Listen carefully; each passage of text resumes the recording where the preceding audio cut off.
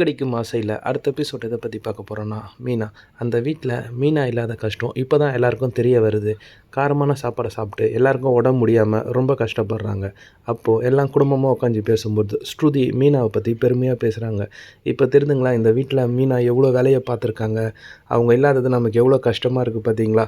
அவங்க வீட்டு வேலையும் பார்த்துட்டு தான் சம்பாதிக்கிறதுக்கோசம் பூ வியாபாரத்தையும் பண்ணி இந்த குடும்பத்துக்கு எவ்வளோ கஷ்டப்பட்டுருக்காங்கன்றத அவங்க சொல்கிறாங்க. உடனே அவங்க மாமியார், ஆமாம் உன் பிறநாத்தை எடுத்துக்கிட்டியா, சும்மா எப்போ பாரு அவன் நல்லவ வல்லவன் அவளை பற்றி புகழ்ந்து பார்த்துக்கிட்டே இருக்க, நாயை மூடு. இந்த வீட்டில் 2 பொம்பளைங்க இருக்கீங்க, அவையிலன்னா என்ன, நீங்கள் 2 பேரில் யாருன்னா ஒருத்தர் எடுத்து போட்டு செய்ய வேண்டியது தானே. இதுக்கு ரோகிணி, இல்லை ஆண்டி என்னால் ஷோரூமுக்கும் போய்கிட்டு இந்த வேலையும் பார்க்க முடியல, அதனால தான் நான் வேலைக்காரியை கூப்பிட்டு வந்தேன். நான் உங்ககிட்ட கேட்டேன் நான் வேலைக்காரியை போடுன்ட்டு, இப்போ பாரு யார் அவஸ்தைப்படுறதுன்ட்டு.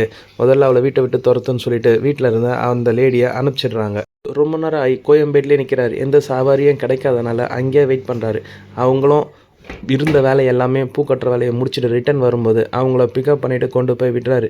இப்போவாச்சும் ஏதாவது பேச சந்தர்ப்பம் கிடைக்குதான்னு பார்ப்போம், கிடைச்சா நம்ம மீனா கிட்ட பேசிடுவோம், வீட்டுக்கு வான்னு சொல்லுவோம் அப்படின்ட்டு எதிர்பார்க்குறாரு. பேருக்கு நடுவில் ஈகோ ரொம்ப தடுக்குது. முதல்ல நீ பேசுறியா இல்லை நான் பேசுகிறேனான்ற ஈகோ தடுக்கிறதுனால இன்றைக்கும் அவங்க பேச முடியாமல் 2 பேரும் ஏக்கத்தோடவே பார்த்துக்கிட்டு அவங்கவுங்க வீட்டுக்கு 2 பேரும் கிளம்பி போய்ட்டுறாங்க. ரூமில் ஜாயின் பண்ண ராஜா ராணி 2 பேருமே தான் ஷோரூம் மாதிரி இழுத்து போட்டு எல்லா வேலையும் செய்கிறத நம்ம ரோகிணியும் மனோஜும் பார்க்குறாங்க. ஓகே, நம்ம கடைக்கு நல்ல திறமையான ஆள் ஒருத்தங்க கிடச்சிட்டாங்க, இவங்க நம்பிக்கையான ஆளாக இருப்பாங்கன்ட்டு மனோஜ் ரோகிணி கிட்ட சொல்கிறாங்க.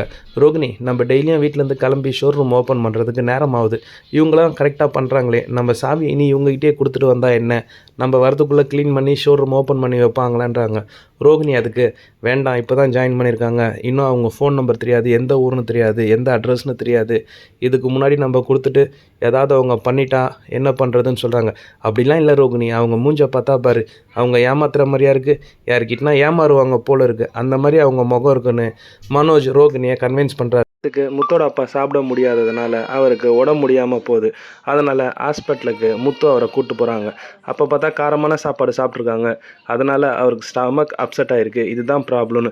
இது தெரிஞ்ச மீனா உடனே ஹாஸ்பிட்டலுக்கு வந்து அவங்க மாமாவை